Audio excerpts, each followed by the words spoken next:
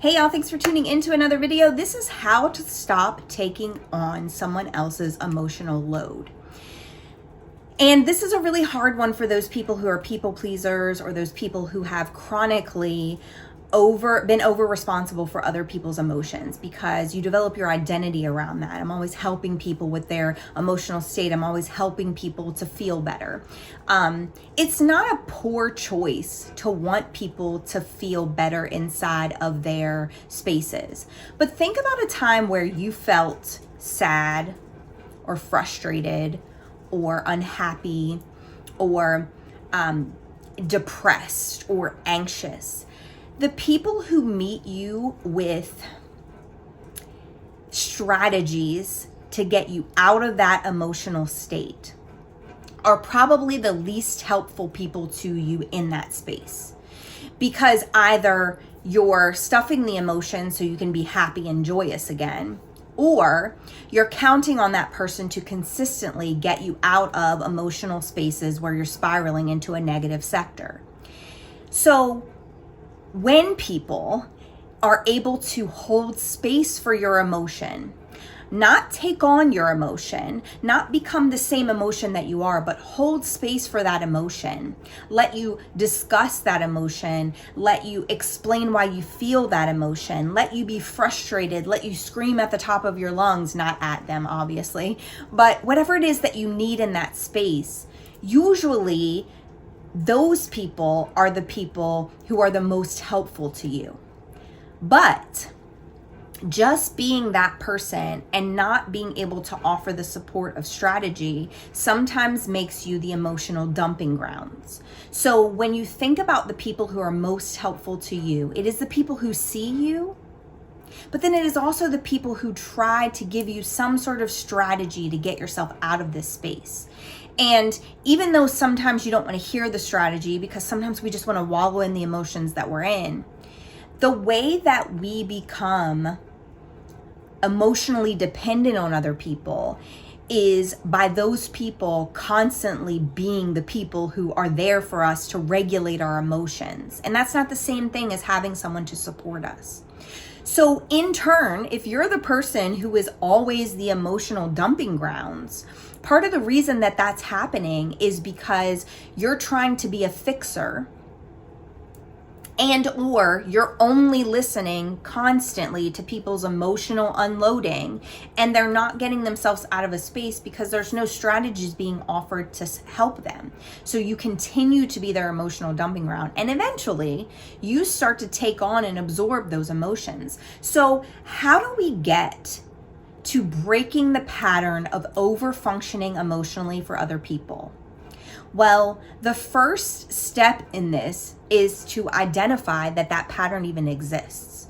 Sometimes we don't notice that we're doing it because it's what we've always done. I want everyone around me to be happy, so I'm going to make jokes and I'm going to help them to get out of their emotional state. I'm going to give them toxic positivity, and maybe they'll feel better in the moment. But eventually they're just downtrodden again and they're coming back to you with the same complaints and frustrations. Then you take on the responsibility of dealing with their emotions again. We have to identify that that's a cycle. And the way to identify it is to understand if you're always the person that somebody comes to dump their emotions on, then you are over-functioning for them.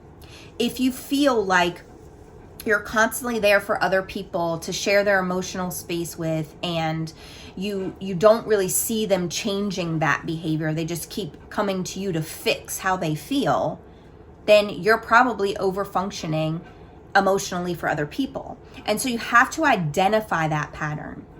And then the other thing that we do next is to set an emotional boundary. And that is, before even going in to have a conversation with that person, you tell yourself, I am not going to try to fix this for them. I am not going to try to absorb their emotions or feel like I need to absorb their emotions. And I'm not going to try to change everything to make myself feel safe. So the emotional boundary that I'm setting is I'm going to listen and I'm going to offer some advice, And then if this continues where I'm constantly being the emotional dumping ground and their expectation is that I'm always going to make them happy, I'm going to have a conversation to set a boundary around that. I love you. I want to be in your life. I want to be there to support you. And I'm very empathetic to your struggles. But I cannot be responsible for getting you out of your negative emotional space every time you're in one. If I can support you emotionally and then offer strategy, I will help you walk through that strategy, but I'm not responsible for your emotional state.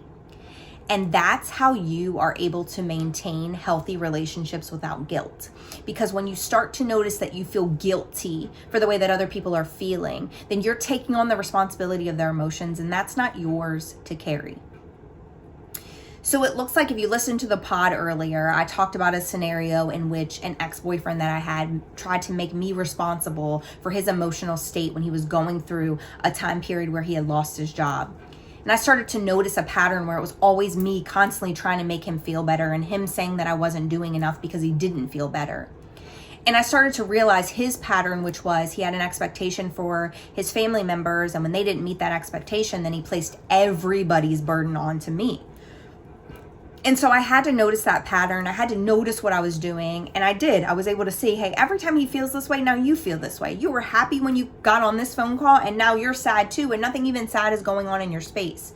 And then I started to notice that I would do that with my kids too. I wanted them to be happy all the time. I always wanted them to have a happy experience. But the reality is life doesn't work that way. There are moments where you're going to be frustrated. You're going to be sad. And so I noticed the pattern. And I said, okay, here's what I'm going to do. I'm going to let people have their emotions. I'm going to sit with them in that emotion. I'm going to allow them space to have that emotion. And if they're ready to hear strategy, I'm going to offer it to them. And if they consistently come back to me with these same emotions, I'm going to let them know, hey, listen, here are some strategies for regulating your emotions. I'm not going to say that way to an adult, but I'm certainly going to say that way to my children. You have to learn to do this without me sitting here, because I'm not going to be there every time you're frustrated. And so I would explain it to them.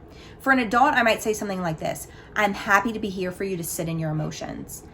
And I am glad to have empathy and compassion for you. However, I can't be responsible for changing your emotional state. It can't all be on me. I'm happy to help you regulate your emotions. I'm happy to help you with a strategy, but this can't always be our dynamic, because I'm feeling downtrodden because I feel responsible for your emotions, and that's not my job.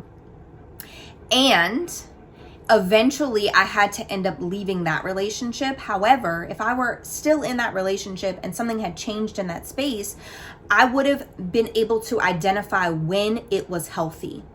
When I could say, okay, I'm holding space for your emotion right now. Share with me your emotion. And then in the midst of that, I would say, okay, are you in a space where you want to hear some advice or some strategies here? Because I'd be happy to share with you some things that I think might help the situation, but maybe not fix your emotional state right now. And I would pray over them, etc. So you have to think about your pattern, the way you're going to set boundaries, and the strategies that you want to have moving forward in order to keep healthy relationships existing. If you feel like this person cannot function in your space without emotionally unloading on you, then it's time to assess whether or not that relationship needs the level of access that you've given it, because it is not your responsibility to take on the weight of everyone else's emotional load. So this week, I like to do the action steps. I want you to pick one scenario, one situation, one person where you normally would carry that person's feelings. Step back, notice any guilt you're feeling, notice any feelings of shame or discontentment in your existence when you're not carrying on their weight of their emotions.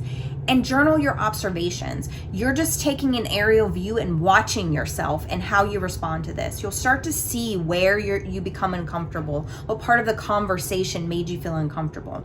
And then you can look at that scenario and say, okay, in order to feel more comfortable in this space with this person, here's what I should have said here. Here's where I should have created a boundary. Here's how that relationship can exist and continue in a healthy manner. Make sure you jot down your observations, because it's really hard to watch yourself if you don't write down the things that are happening. It's really looking at like a metacognitive space. So you're looking at the way you're thinking, you're looking at the way you're responding, and now you're assessing it to make sure that you don't respond that way moving forward. Because stepping back is not abandoning people. It is giving them the space to grow and giving yourself the space to be at the peace that you deserve. If this video resonated with you, please like and subscribe to my channel, share it with your friends, go to my socials, follow me on there. And remember that even if you think this video is probably not going to help them, I won't share, perhaps it could just be the small message that they need to hear that's the catalyst for change for them to break free from the bondage that they're in so that they can surrender whatever it is that they're experiencing and live the life of freedom that they deserve. Thank you for tuning in, and I'll see you again next time.